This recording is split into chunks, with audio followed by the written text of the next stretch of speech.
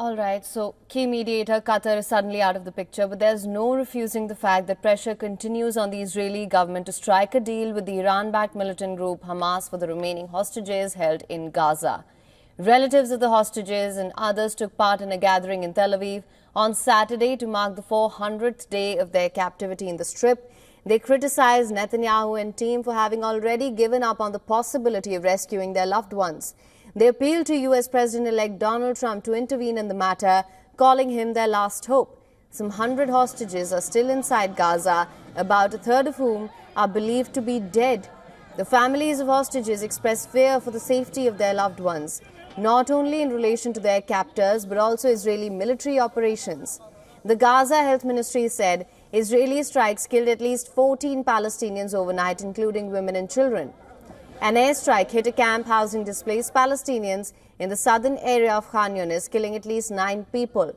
11 others were wounded in the strike and were taken to Nasser Hospital. A second airstrike killed 5 people and injured about 22 when Israeli warplanes hit Fahd al-Sabah school, which had been turned into a shelter for thousands of displaced people in the Al-Tufa district. Meanwhile, Israel released footage which it says shows the entry of humanitarian aid into Jabalia and Beit Hannon, areas of northern Gaza. Coordinator of government activities in the territories, which is the Israeli unit that facilitates logistical coordination between Israel and the Gaza Strip, said 11 trucks carrying food, water and medical equipment were brought to the areas as part of an operation carried out in cooperation with international aid agencies.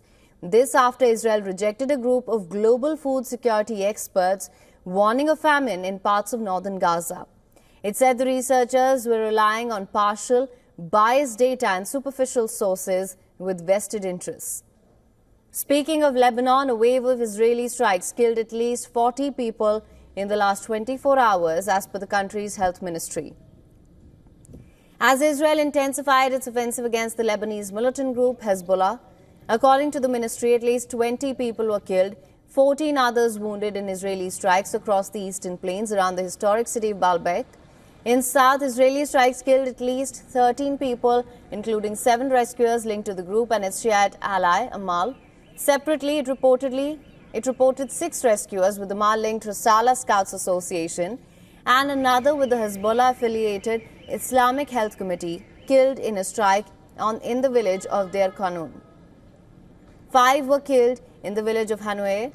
A day earlier in Tere, 7 people, including 2 children, were killed in Israeli strikes. The Israeli military said it had struck Hezbollah infrastructure sites in the areas of Tere and Baalbek, including fighters, operational apartments and weapons stores. For latest news, download the WION app and subscribe to our YouTube channel.